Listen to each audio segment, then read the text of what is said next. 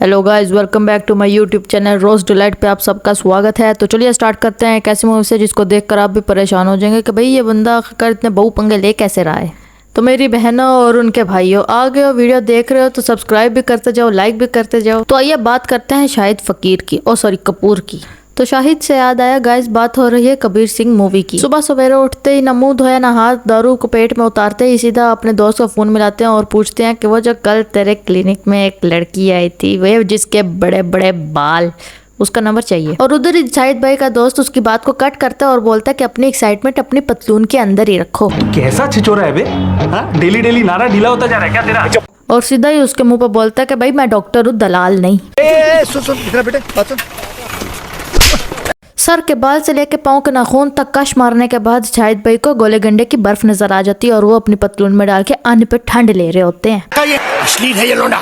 भाई नंगे होकर दारू गटक रहे होते हैं कि वॉइस ओवर में जिना हॉस्पिटल के डॉक्टर आके बोलते हैं कि भाई इसने इतने सस्ते नशे कर लिए कि अब इसकी हालत मुकेश से भी खराब हो चुकी है।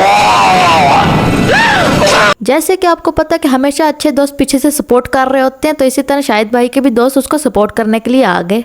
लेकिन अपना हीरो तो कब्ज वाली टट्टी की तरह जिद्दी भी बहुत है, जो हर छोटी छोटी बात पे दारू गटक लेता और जब उससे पूछो कि क्यों पी रहा है तो फिर बोलता है दारू नहीं रे बाबा, दवाई है। मेरी खोपड़ी में कितना टेंशन है तेरे को मालूम क्या?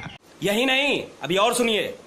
मतलब कि भैया जी फुल चुत गए हैं, जो कि कभी भी पेट्रोल के ड्रम के ऊपर लेट के सिगरेट साथ खेल के अपने आप को उड़ा सकते हैं। मरना है क्या भोसड़ी के? मरना तेरे को डर नहीं लगता? एक दफा का जिक्र है कि शाहिद भाई की गली में पुराने कपड़े हो तो पांडे लेने वाला आ गया। शाहिद भाई ने अपनी पुरानी बनियानों के बदले उससे एक गिलास ले लिया जो कि भाई से टूट गया। शाहिद के अंदर का शैतान देख के भाई ऐसे लचकती कमरिया से फ्लैश वाली दौड़ें लगाती है। एक तो वेला ऊपर से बदतमीज भी, वखरा ही साइंटिस्ट है, पूरा दिन बालकनी में बैठ के ऑक्सीजन को कार्बन डाइऑक्साइड में चेंज करता रहता है, बस और कोई काम ही नहीं है। बात तो सही है। चरस के चीटों से पेट नहीं भरा तो भाई बहू लगा के अपनी सेहत की बहू मारने लग गए। अब आएगी वजह कि एक इंसान इतनी चुती में पड़ता ही क्यों है। भाई मोहब्बत के हथौड़े जब सर पे पड़ते हैं तो अक्ल लौटे लग जाती है।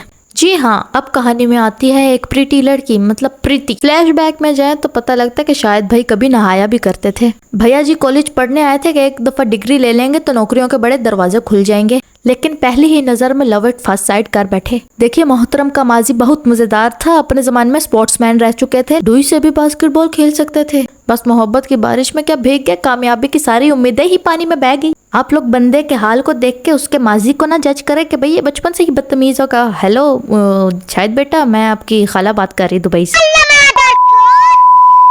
नहीं, ऐसा नहीं था, ऐसा बिल्कुल नहीं था।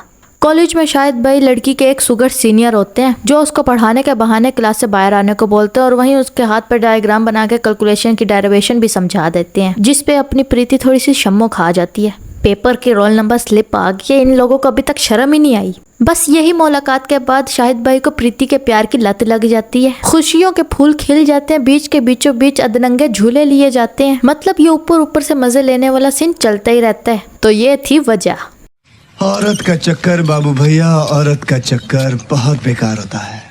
वही काले गमों से लाने के लिए बाहर शाहिद भाई के दोस्त अभी भी कोशिश कर रहे होते हैं। इतना दारू पिएगा मर जाएगा साले। जाहिर है अच्छे दोस्त ऐसे तो नहीं छोड़ के चले जाएंगे ना। वही प्रीति को एक SHO का बेटा छेड़ देता है और शायद भाई उसका मुंह ढुई एक करने चले जाते हैं और साथ में धमकी देते हैं कि बेटा अब तूने इसको छेड़ा तो उल्टा लटका के गुदगुदी करूंगा। इन दो प्यार के पंछियों के हराम ताल्लुकात ऐसे ही चल रहे होते हैं कि एक दिन कि प्रीति दुनिया की हर एक लड़की की तरह यही सवाल कर लेती कि तुम्हें मुझ में क्या अच्छा लगता है। भाई लौंडा सीधा तो नहीं बोल सकता कि तू बहुत बहू लगती है, लेकिन तो लड़की को एक अच्छा जवाब देने के लिए कोई ना कोई शायराना जवाब ढूंढना पड़ता है। तो शायद भाई बोलते हैं like the way you breathe breathe like the way you breathe. कभी उसको प्याज खिला के चुम्मी करके बताओ तो मानूंगी तुम्हारा इश्क सच्चा है। यार लोग कहते हैं I like the way you talk, I like the way you walk.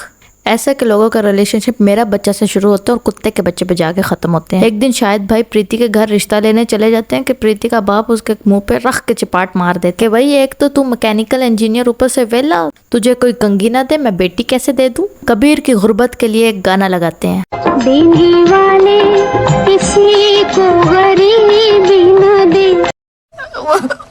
मुझे अपने घर जाना है। इन सब के बाद कबीर अपनी हालत खराब कर लेता है। एंजाइटी के मारे अंग अंग दुख रहा होता है। वहाँ प्रीति की शादी दुबई वाली खला के बेटे से हो रही होती है। शाहिद शादी में शिरकत तो करता है लेकिन शादी खराब करने के लिए। और शाहिद को देखते ही प्रीति का बाप आके उसको मुकालात करता है। आशिक जब तक गुद्दी पे चपेड़े खा के जलील नहीं होता उसका इश्क मुकम्मल नहीं होता। फिर ये सारे रंडी रोने के बाद सुबह सवेरे फेफड़े मार प्रीति के नाम की आवाज मार के पूरे मोहल्ले वालों को जगा देते हैं।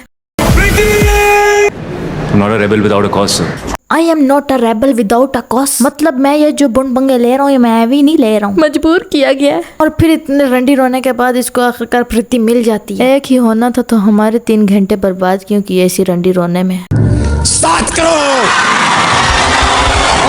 सो गाइस, अगर वीडियो पसंद आई है तो लाइक करें, सब्सक्राइब करें और कमेंट करें।